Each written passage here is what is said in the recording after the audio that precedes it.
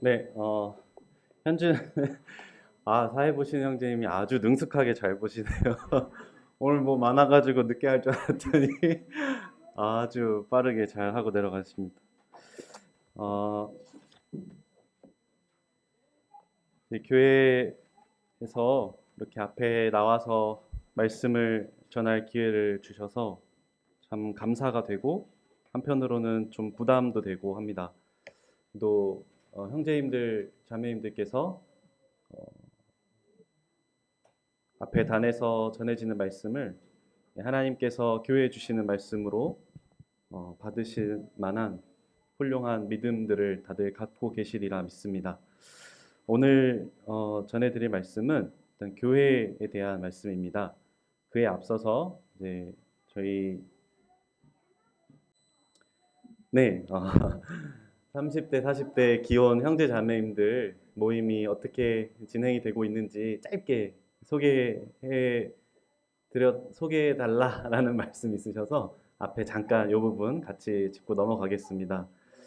2021년 7월부터 이렇게 저희들 이렇게 줌으로 교제하기 시작했습니다. 제 기억에 2020년 이제 초부터 너 마저 하지나 2020년 초부터 이제 코로나가 시작이 되면서 이렇게 교제하는 것에 많은 제약이 있고 또 그 전까지는 이제 또래 모임 교회에서 하게 되면 저희들 이렇게 가끔 야외로 나가기도 하고 이렇게 모여서 교제도 하고 했던 시간들이 있었는데 그런 것들이 이제 많이 막히게 됐죠. 그래서 어떻게 할까 이렇게 고민을 하다가 장로 형제님들께서 3, 40대 기혼 형제 자매들 온라인으로나마 교제를 좀 시작을 해봐라 권유를 해주셔서 처음에 이제 9가정 그리고 저희들 이제 처음 시작하는 모임이기 때문에 같이 이렇게 교제를 조율해 주실 이윤기 형제님 같이 해서 교제를 시작하게 됐습니다. 네, 다들 잘 아시는 가정들 사진입니다.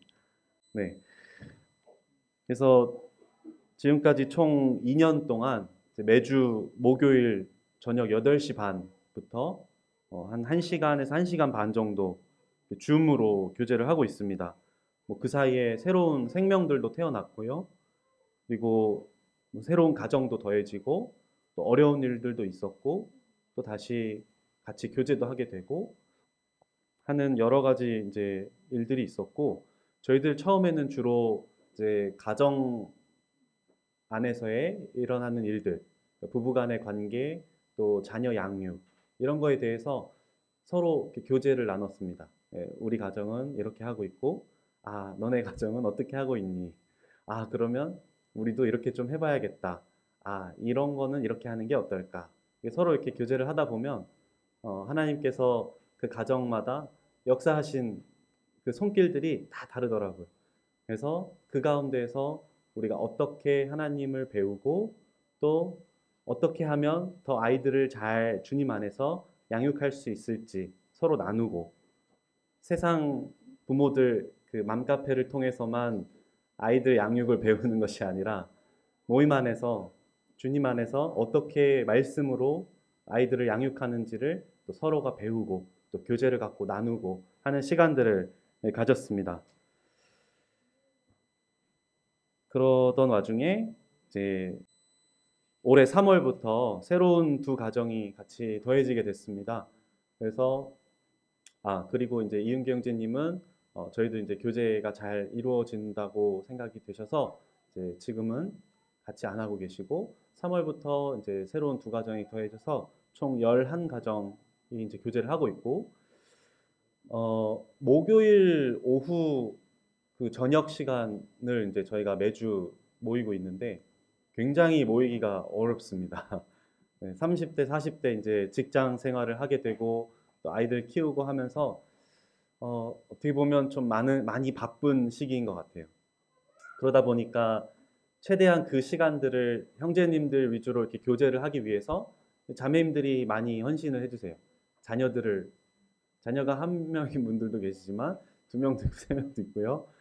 자녀들을 이렇게 그 시간 동안 온전히 이렇게 돌보고 있고 또 어떤 형제님들은 일이 다 안 끝나서 회사에서 조용한 골방을 찾아서 거기서 이렇게 교제를 나누고 뒤늦게 퇴근하신 형제님들도 계시고 때론 뭐 저희가 뭐 피치 못할 사정으로 못 모이는 형제님들도 가끔 계시지만 최대한 매주 이렇게 모이고 있습니다. 그러면서 2년 정도 됐는데 많은 교제들을 나눴습니다. 그래서 저희들이 그냥 처음에는 가정에 대한 교제로 이렇게 시작을 했다가 이제 교제가 계속 이어지니까 너무 좋으니까 그러면 우리가 하나의 주제를 갖고 이런 교제를 갖고 같이 좀 나눠보는 것도 좋겠다 해서 장로 형제님들의 추천을 받아서 여러 교제들을 같이 나눴습니다.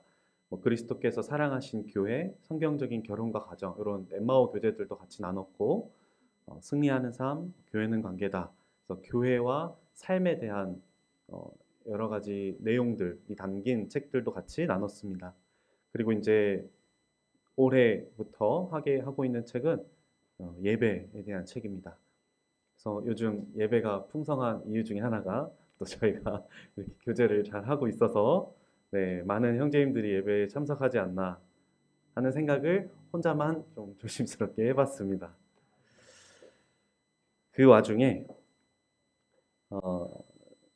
저희들 교회에 관한 주제로 많은 시간들 같이 교제를 했고 그 가운데서 정말 이 교회에 대한 내용 중에 성도님들과 나누고 싶은 내용들 정말 많이 있었거든요.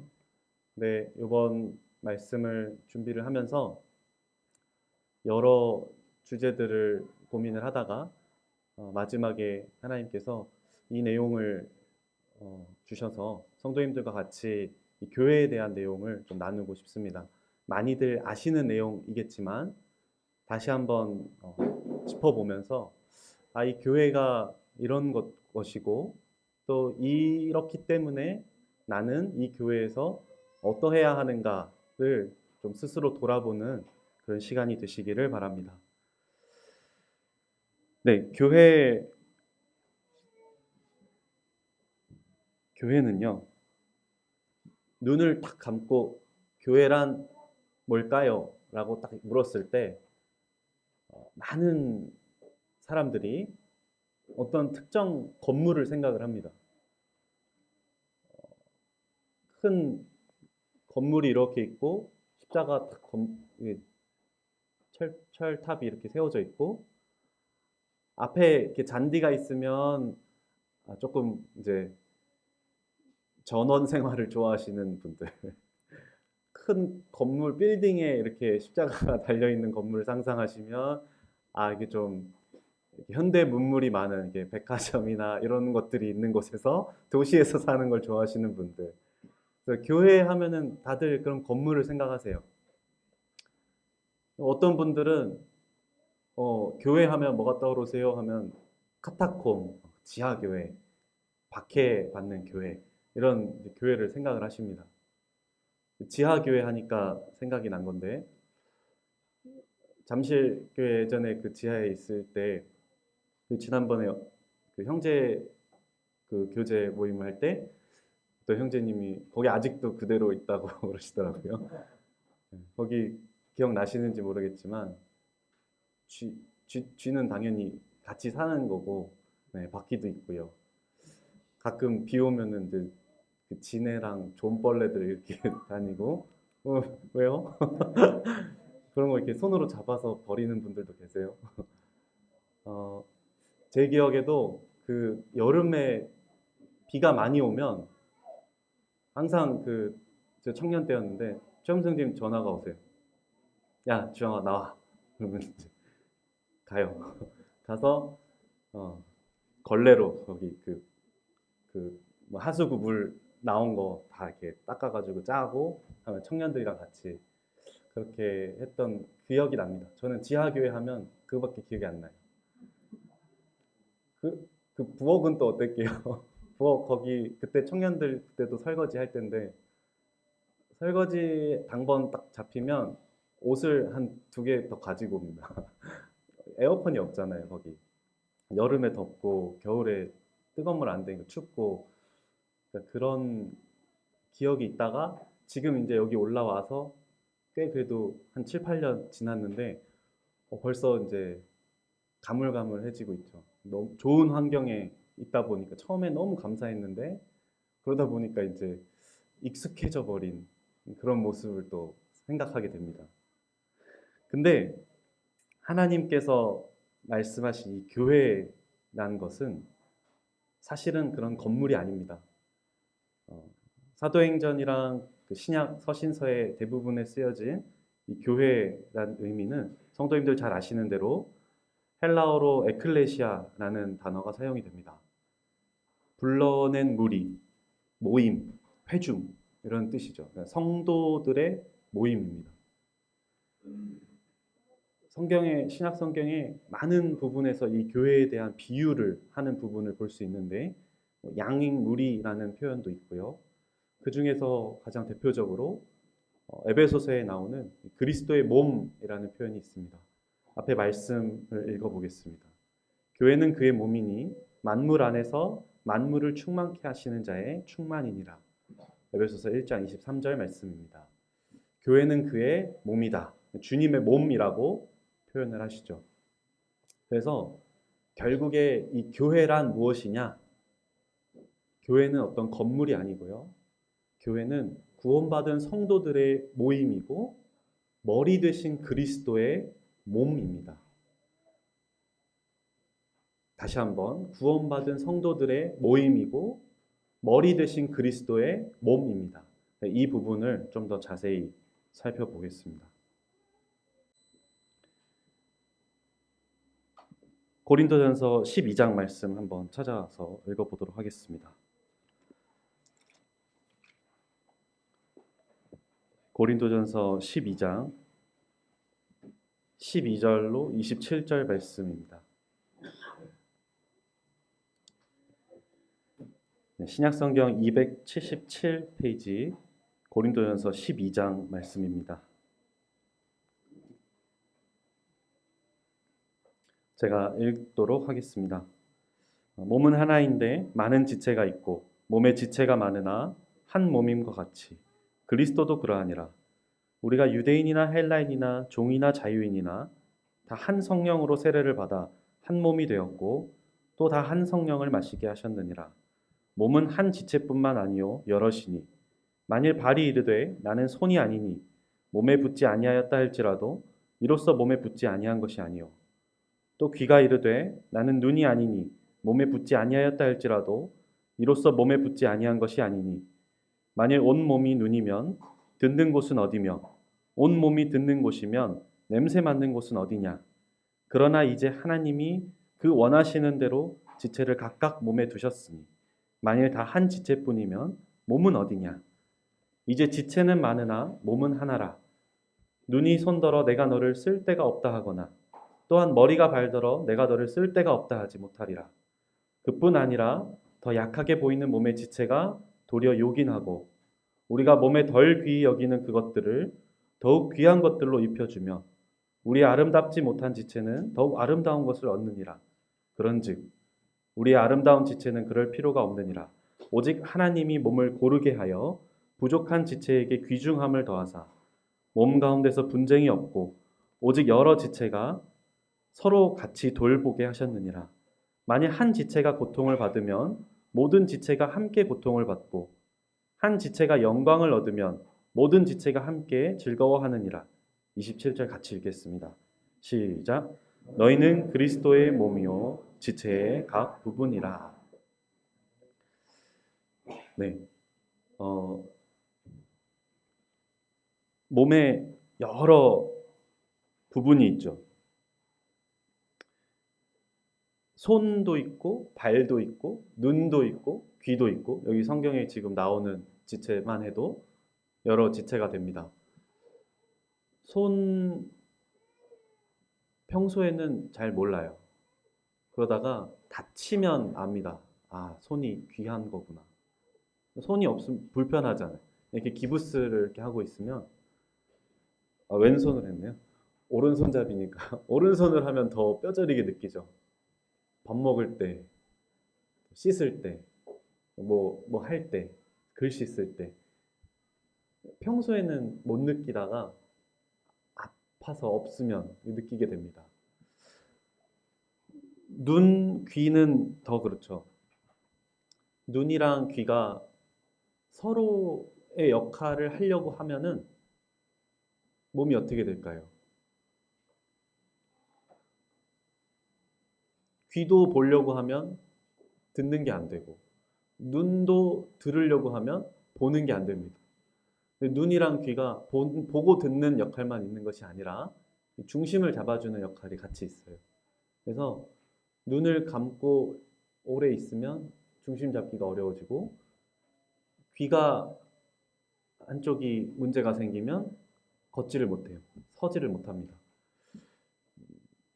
다 자기만의 역할이 있고, 그 역할이 작든 크든 몸에서 굉장히 중요한 역할들을 다 담당하고 있죠. 18절에 보시면 이런 말씀이 나옵니다. 하나님이 그 원하시는 대로 지체를 각각 몸에 두셨으니, 머리 되신 주님께서 지체를 부르실 때 각각 그 역할대로 맡기신 역할이 있다는 겁니다. 손은 손의 역할을 하라. 발은 발의 역할을 했으면 좋겠다. 그렇게 해서 부르셨어요. 눈에 보이는 지체가 있고 보이지 않는 지체가 있고, 귀히 여김을 받는 지체가 있고 귀히 여김을 받지 못하는 지체가 있지만 그를 더욱 귀히 여기라고 말씀하시죠. 교회가 성도들의 모임, 그리스도의 몸, 이런 표현이라고 생각을 했을 때 우리가 세상에 정말 다양한 사람들이 있습니다. 다들 성격이 다 다르고 생긴 것도 다르고 잘하는 것도 다르고 못하는 것도 달라요. 대표적으로 언제 그걸 알 수 있냐면 결혼하면 알 수 있는 것 같습니다. 아, 네. 저는 저희 자매가 저랑 가장 잘 맞아서 마음이 편안했어요. 그러니까 부딪히는 부분이 많이 없었어요. 결혼 전에 교제할 때. 그래서 주님께서 이렇게 평안한 길로 인도를 해주셨다. 그래서 그게 또 결혼 그 간증의 한 부분이었거든요. 근데 사람이 어떻게 내가 아닌 이상 어떻게 완벽하겠어요, 그죠? 만나다 보면 서로 같이 하는 시간이 길어지고 오래 하다 보면 아무리 좋은 상대방의 좋은 부분도 내가 싫어하는 부분이 될 수도 있는 거예요. 그리고 처음에는 안 보였던 부분이 결혼하고 시간이 지나다 보면 보일 수도 있고, 그래서 서로 맞춰가면서 하나가 되어가는 것이 주님께서 에베소서 5장에 그 그리스도와 교회의 그 비밀에 감춰 놓으신 그 부부 간의 모습입니다. 서로 맞춰가는 거죠. 그래서 시간이 지날수록 더욱 하나가 되고 더 사랑하게 되고, 오늘 최문성 선생님 여러 번 등장하시는데 예전에 저 청년 때 최문성 선생님이 이런 말씀하셨어요. 자기는 그 복자매님 처음 만났을 때보다 지금이 더 이쁘고 사랑스럽다고. 복자매님이 그때 50대셨던 것 같은데. 저 청년 때는 형제님 또 청년들한테 뭐라고 얘기하시려고 이렇게 얘기하시나 했는데 아닌 것 같아요. 이렇게 하루하루 살아갈수록 더 서로 맞춰가고 하나가 되고 그러면서 더 사랑하게 되는 겁니다. 그게 주님께서 부부 간에도 숨겨놓으신 그 관계인데, 교회는 어떨까? 세상에 그 가족들끼리 유럽 여행을 가도 방을 다 따로 쓰라고 권합니다. 왜 그런지 아세요? 네, 엄마 아빠랑 여행을 가도 싸우고요. 형제끼리 여행을 가도 싸우고요. 오래 같이 있다 보면 싸울 수밖에 없습니다. 근데 그런 가족들끼리, 친한 친구들끼리도 그렇게 될진데, 우리 서로 다 모르는 사람들이 이렇게 모였잖아요. 누구의 뜻에 따라서, 하나님의 뜻에 따라서 그 뜻대로 각 지체를 몸에 두셨다고 말씀하십니다. 그래서 정말 다양한 사람들이 다양한 형태의 모양을 띠고 모이고 거기서 서로 한 몸을 이루어가는 과정은 너무 어렵고 힘든 과정입니다. 하지만 하나님은 그걸 우리에게 원하고 계시죠. 또 한 가지는 각자에게 맡기신 역할이 있다는 겁니다. 손으로 부르신 사람이 있고요. 눈으로 역할을 하라고 부르신 사람이 있고 눈에 보이지 않지만 중요한 지체들이 있잖아요, 몸에. 자기 심장이 자기 눈에 보이면 그 사람은 돌아가시기 일보 직전이신 분입니다. 그죠? 심장 뛰는 거 본 적 있으세요? 네. 거의 마지막 수술 단계나 가서나 잠깐 보는 정도입니다. 네? 몸에 가리워진 지체들이 많아요. 그런 가리워진 지체들은 가려져 있을 때 더 아름답고 그 기능을 발휘하는 지체들이 많습니다. 그렇다고 중요하지 않은 건 아니죠. 각자만의 다 역할이 있는 거예요. 중요한 거는 한 몸이라는 거고 그 모든 인격들과 은사들이 합쳐져서 한 몸을 이루는 게 중요한 거고요. 서로 간에 그래서 더더욱 긴밀하게 연결이 되어져야 되는 겁니다. 관계를 갖는다고 하죠. 그 밑에 말씀 보시겠습니다. 에베소서 2장 말씀인데요. 한번 찾아보면 좋겠습니다. 에베소서 2장 21절 말씀입니다.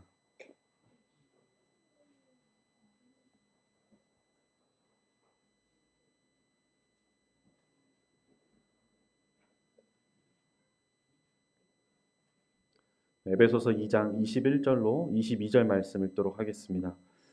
그의 안에서 건물마다 서로 연결하여 주 안에서 성전이 되어가고 너희도 성령 안에서 하나님이 거하실 처소가 되기 위하여 그리스도 예수 안에서 함께 지어져 가느니라. 하나님이 우리를 부르신 목적은 그리스도의 한 몸을 이루려 하심입니다.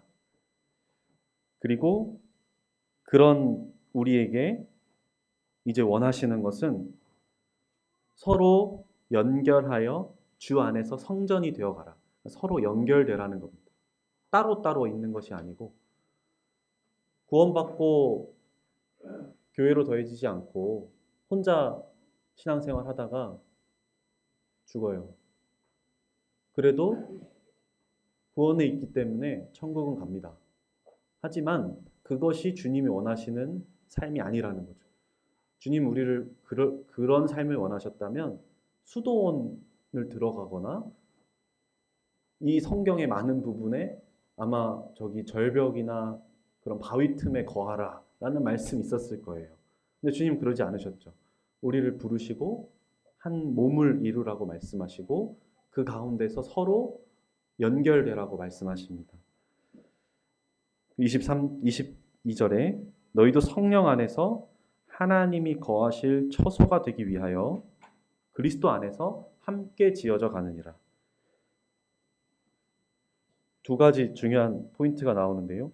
먼저는 우리가 이렇게 한 몸이 되고 서로 연결되고 서로 관계를 맺고 한 몸을 이루고 하는 이 모든 것들이 우리를 위해서가 아니라 하나님을 위해서라는 겁니다. 하나님이 거하실 처소가 되기 위하여. 그래서 우리는 그리스도에 있는 생명을 받은 하나님의 자녀들은 마땅히 그 말씀에 순종해야 될 의무가 있는 겁니다. 한 몸을 이루어 가는 것. 그리고 두 번째는 그리스도 예수 안에서 함께 지어져 가느니라. 혼자 지어져 가느니라. 혼자 가는 것이 아니라 함께 지어져 가느니라. 그래서 서로를 돌아보라 라는 말씀이 생겨나는 겁니다. 반대로 말하면요. 하나가 되는 것을 해치고 나만 뾰족하게 내 주장만 옳다고 뾰족하게 남 생각 안 하고 뾰족하게 계속 지내는 것은 하나님 말씀에 불순종하는 겁니다. 처음에 뾰족할 수는 있어요. 구원받고 얼마 되지 않아서 갓난아이일 때 아직 다듬어지지 않은 내 모습은 누구보다 뾰족할 수 있습니다. 근데 시간이 지나고 주님 안에서 점점점 자라면서 서로 내가 어떻게 하면 이 다른 성도들과 함께 연합될 수 있을까? 한 몸이 될 수 있을까를 고민하고 깎아내고 하다 보면 언젠가는 둥글둥글해지거든요. 아니면 서로가 서로를 맞춰주는 모습이 되거나 그런 모습들이 주님께서 우리에게 원하시는 모습이죠.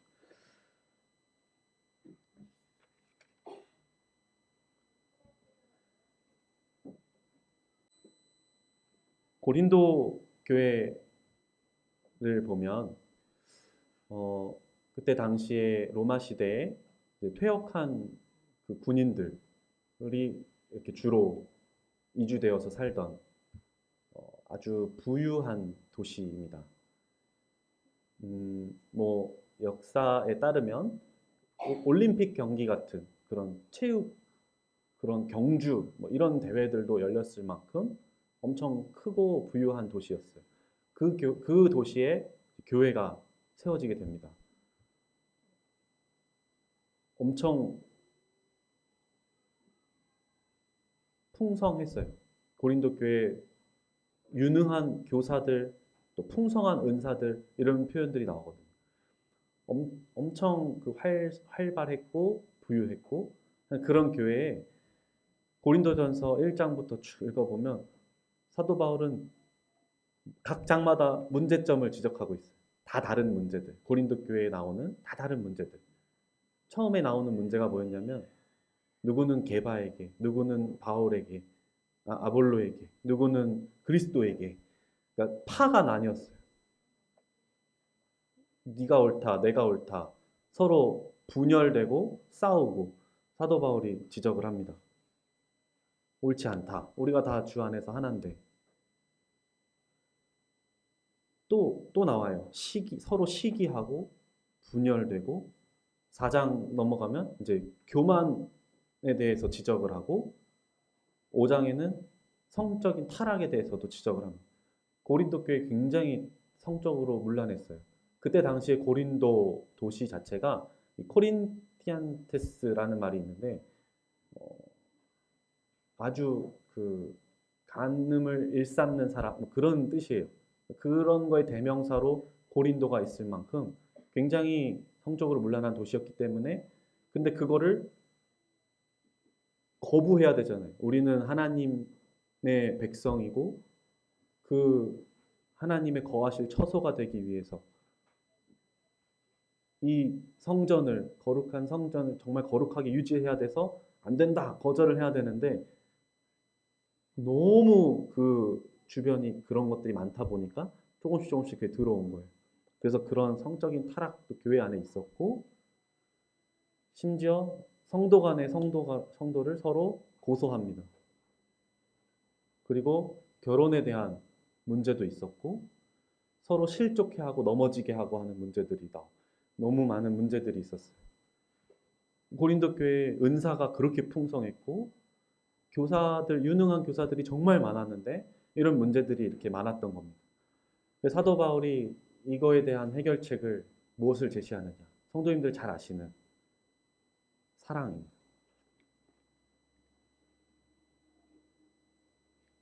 고린도전서 13장 1절 말씀 다 아시죠? 이거 되게 소문이 나서 저희 어머니가 아이들 재워주실 때 이 찬양을 부르면서 재워주십니다. 왜냐하면 그래야 애들이 눈 감고 빨리 자거든요. 가사 내용도 좋고요. 그래서 그때 한번 어머니 아프셔서 못 오실 때 이제 제가 아이들 이 찬양 부르면서 이제 재웠거든요. 사랑은 언제나 오래 참고 사랑은 언제나 온유하고 했더니 아이들이 눈을 딱 뜨면서 아빠 온유하며야 며 그래서 제가 너무 억울해서 애들 재우고 나와서 찾아봤어요. 온유하며예요. 어, 저희 애들도 다 외우는 찬양이거든요. 성도님들 다 외우시죠? 사랑은 언제나 오래 참고, 사랑은 언제나 온유하며, 사랑은 시기하지 않으며, 자랑도 교만도 아니하며, 사랑은 무례히 행치 않고, 자기의 유익을 굳지 않고, 사랑은 성내지 아니하며, 진리와 함께 기뻐하네. 라는 찬양이 있는데, 고린도서 13장 말씀입니다. 하나 말씀드리고 싶은 게, 사단이 사용하는 전략들 중에 이 이성적인 단어들을 감정적인 단어로 바꾸어 버리는 전략을 취한 것들이 몇 개 있습니다. 그 중에 대표적인 게 사랑인데, 우리가 드라마나 책이나 영화나 많은 부분에서 사랑이라는 단어를 딱 떠올리면 먼저 이 감정이 풍성해지잖아요. 사랑, 사랑. 나도 사랑하는 때가 있었지. 막 이런 이제 앞에 형제님들 웃으시는데, 근데 하나님이 말씀해 주신 사랑은 결코 그런 감정이 아닙니다. 하나님 말씀해 주신 사랑은 행동으로 나타나는 선택. 어,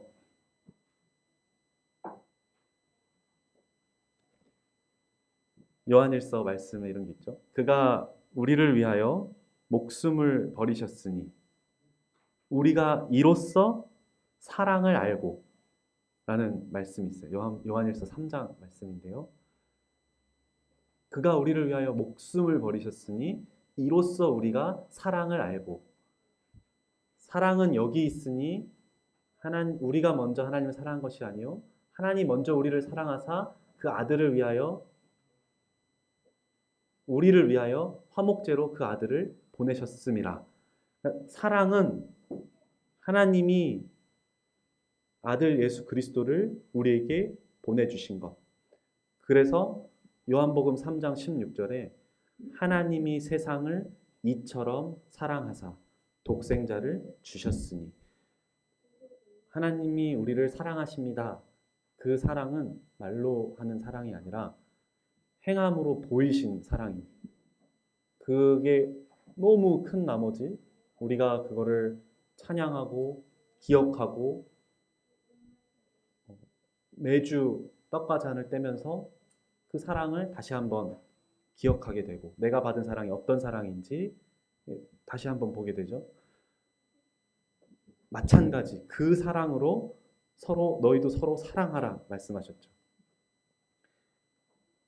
고린도전서 그 13장에 나오는 말씀을 다시 한번 찾아서 읽어보겠습니다.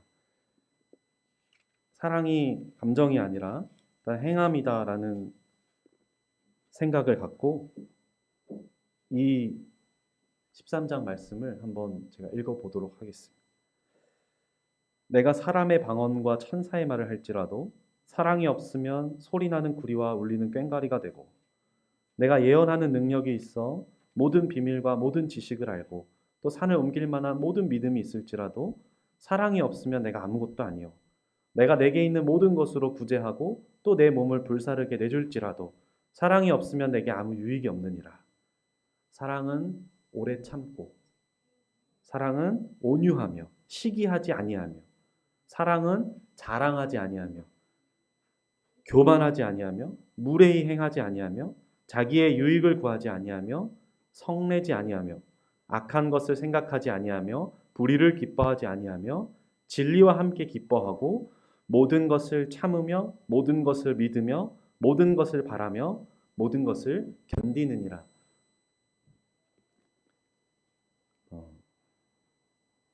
그 사랑이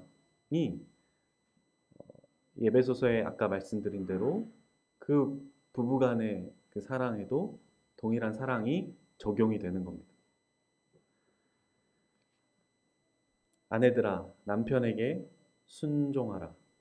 이는 교회가 그리스도에게 순종하듯이, 머리 대신 그리스도께 순종하듯이, 남편들아 아내를 그리스도께서 교회를 사랑하심 같이 사랑하라. 그 사랑이 적용이 되는 거예요. 여보 사랑해가 아니라 이것도 좋은 거예요. 표현하는 거니까. 행함으로 보여주는 겁니다. 사랑을. 어떤 사랑을? 그리스도께서 교회를 위해서 베풀어 주신 사랑을. 그리고 그 사랑으로 빌립보서 2장 말씀에 같은 사랑으로 그리스도의 마음을 품고 서로 사랑하라 말씀하십니다. 한번 찾아보겠습니다. 빌립보서 2장 말씀입니다.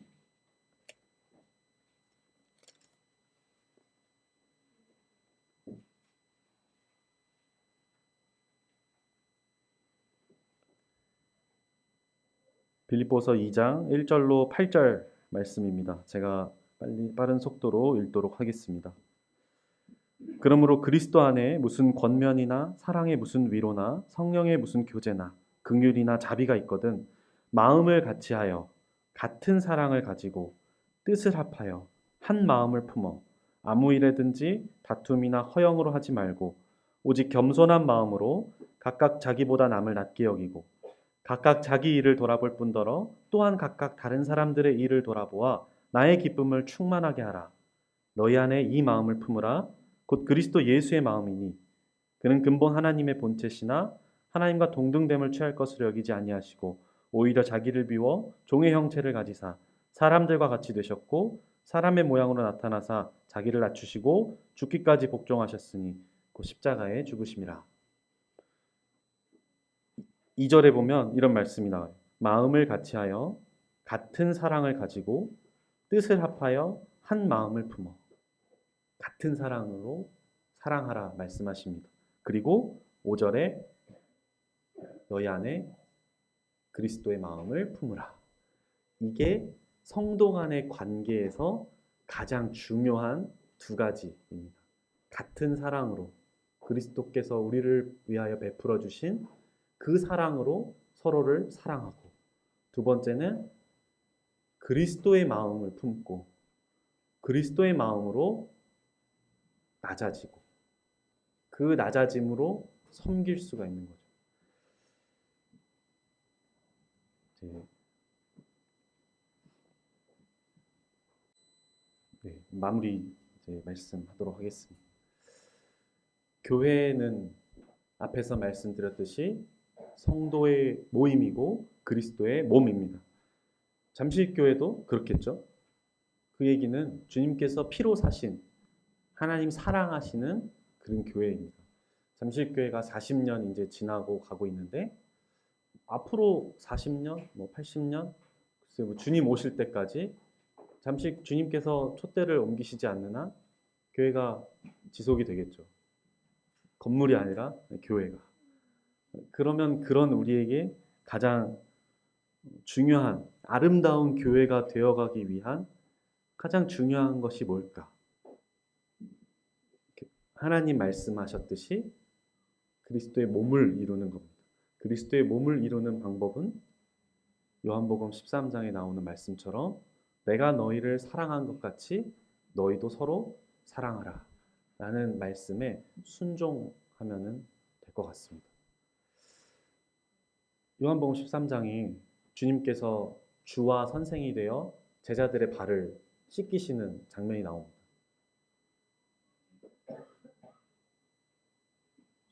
주님께서 주와 선생이 되어 발을 씻긴 것 같이 너희도 서로 발을 씻기라. 너희도 서로 섬길 것을 말씀하시죠. 가장 더러운 거잖아요, 발은. 샌들 신고 그 중동 지역 다니면 가장 그 때가 많이 묻고 종들도 씻기기 싫어하는 그런 발을 주님께서 가장 낮은 자세에서 섬기시는 모습을 우리에게 괜히 보여주신 게 아니죠. 이 장면을 주님께서 성경을 통해서 지금 시대의 교회들에게 전하고 계신 데는 그만한 목적이 있고 그 목적의 가장 중요한 것은 서로 섬기고 사랑하는 말씀입니다. 그래서 그 13장에 쭉 내려가다 보면 이 서로 사랑하라는 말씀이 나오는 겁니다. 마지막으로 베드로전서 4장 말씀 읽고 마치도록 하겠습니다. 여기 앞에 제가 찾아놨는데요. 베드로전서 4장 8절에서 10절 말씀입니다.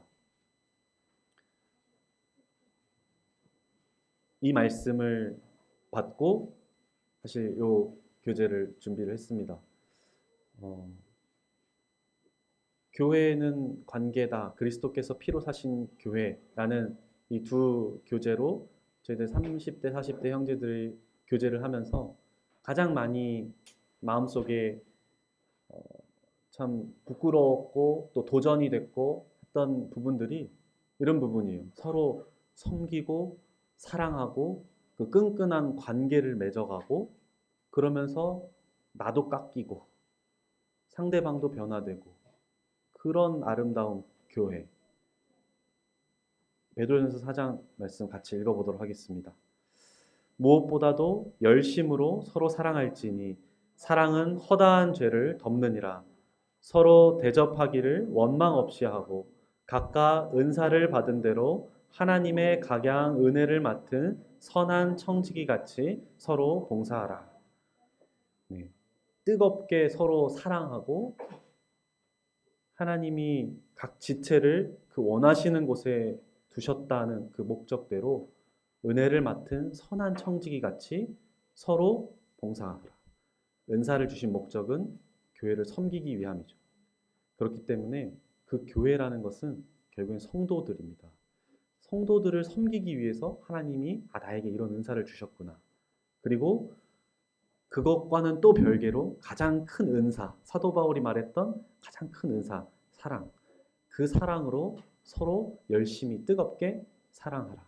그러할 때 이 교회가 성도들의 모임이 서로 아름다운 관계를 이루어가고 그러하다 보면 머리 대신 주님의 그리스도의 몸으로서 정말 아름다운 주님 오실 때 부끄럽지 않고 칭찬받는 그런 귀한 모임이 되지 않을까 하는 생각이 듭니다.